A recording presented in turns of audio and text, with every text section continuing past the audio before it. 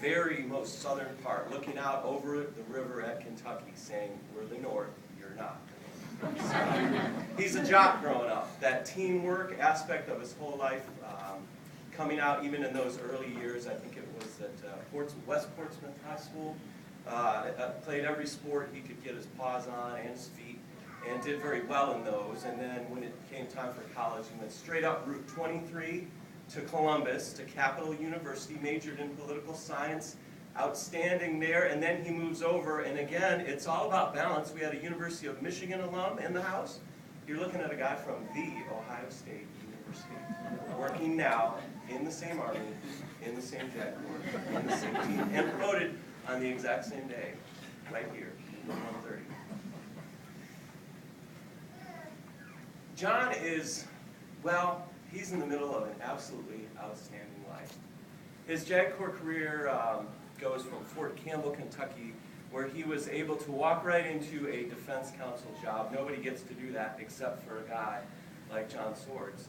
And after that, during that time, I met him first here in the basic course when I was on the faculty, and then while he's serving as a defense counsel, he's deployed 4 or 5 months after, I think a year maybe after that.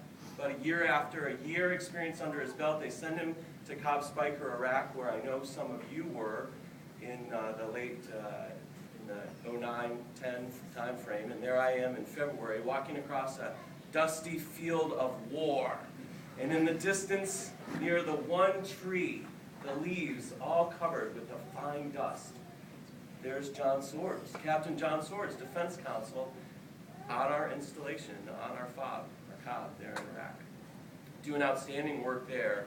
And then he goes back to Fort Campbell, and then he PCSs to, he goes to Vicenza, Italy. Vicenza, Italy, and he, in that garden spot, he does the country's hard work.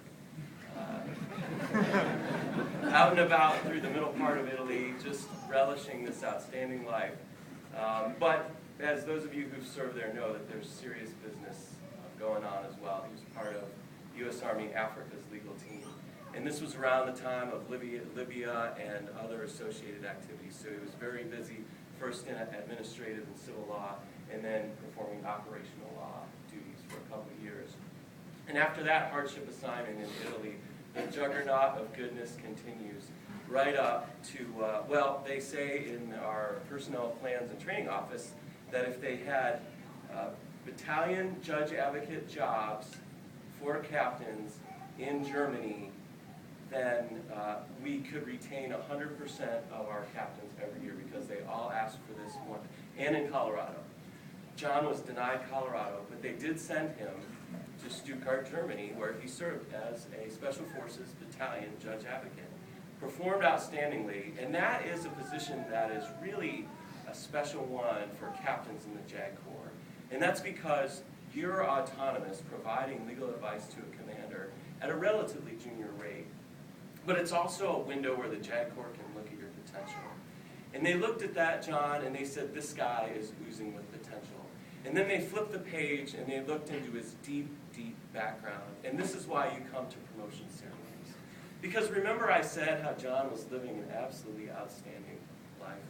It turns out that he's the youngest child, so he's fearless. He's so fearless that when he was in law school, he actually ran for Congress. That's true, right? That's true. It didn't work out. So Congress and the country's loss is the JAG Corps' gain. And you see what a mess it is in Washington right now. Not a mess here. Maybe not.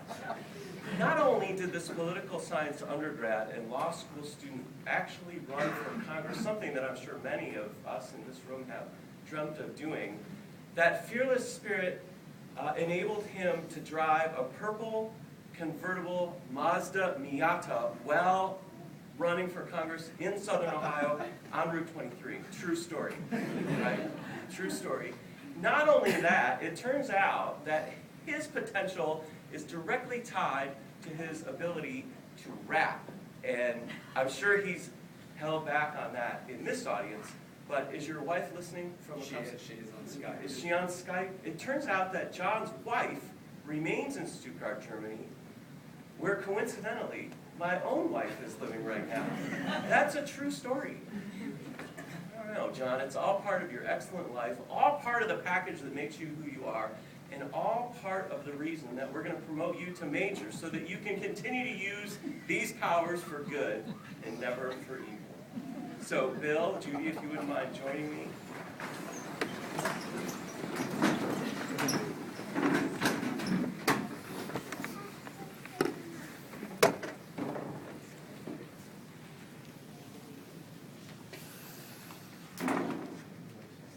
Yeah, we can wait. You're the reader. So you can wait.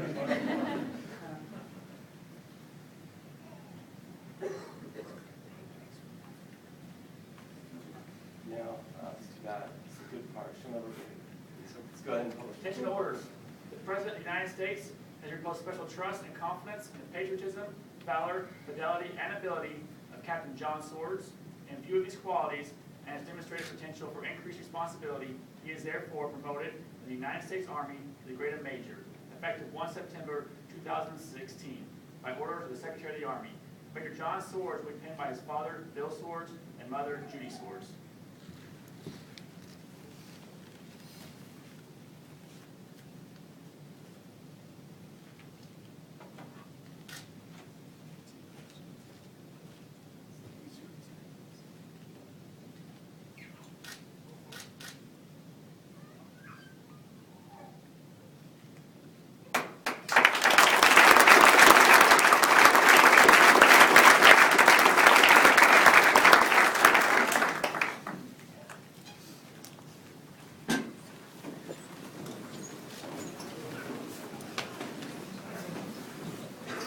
Sir, first of all, I want to thank you for taking the time to come do this. I do want to clarify a few things. It's a burgundy Miata, not purple.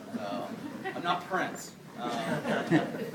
Second of all, I should have ran for Congress. My best friend who ran John Edwards' Iowa campaign in like the Western District talked me into doing it. I should have known when it was John Edwards that probably wasn't a good idea based on everything that happened. As Colonel Frost talked about, I grew up in Ohio, huge Ohio State fan from the time I was little.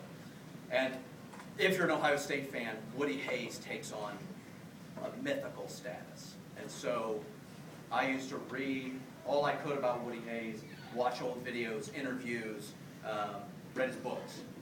And there are two things that Woody Hayes taught me that I've taken with me my entire life.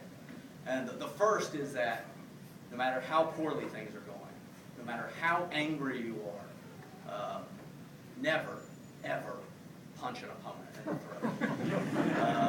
So I've taken that with me. JAG Corps frowns on that, so I have learned that, and I would never do that. The second thing is his biggest quote, which is, "You win with people."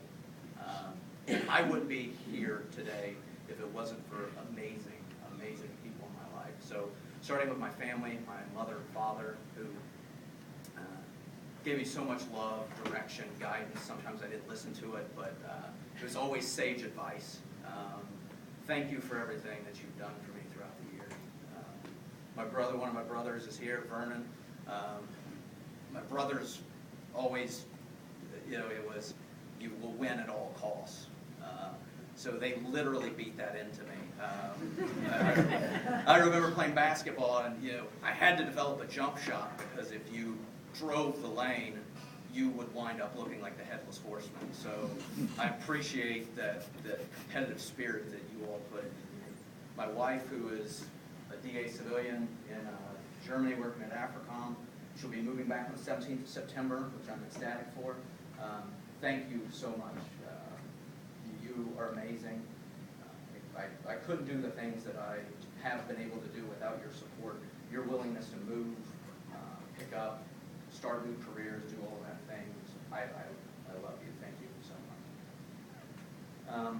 To my mentors in the JAG Corps, I've had a lot of people that have always been willing to just answer questions or let me throw things by them. Colonel Frost, when I was at TDS, even though he was the deputy SJ, he was always willing to talk. When I was at U.S. Army Africa and you were at USRA, always willing to talk. Colonel Febo, Colonel Teletochi, Colonel Parson, Colonel Flom, all amazing leaders that put me in situations that were sort of sink or swim, but it allowed me to excel. So I really thank them for everything. My peers, a lot of you are in here, a lot of the 176, a lot of other people that are out in this audience, thank you all so much, because they say that every SJA needs an SJA, but I think there are a lot of times when captains and majors need fellow captains and majors where, hey, I'm going to run this by you. Am I crazy on this? You've kept me on the reservation. And then to my subordinates who, they really do the thankless job. They're the ones who really do all the work, but we generally get all the credit. I've had some amazing, amazing subordinates who have allowed me to excel, really make me look good. So I know I'm standing between you all and lunch, and you're probably right now thinking about Woody Hayes, whether you're going to punch me in the throat. So I'm just going to close it off right now, but thank you all for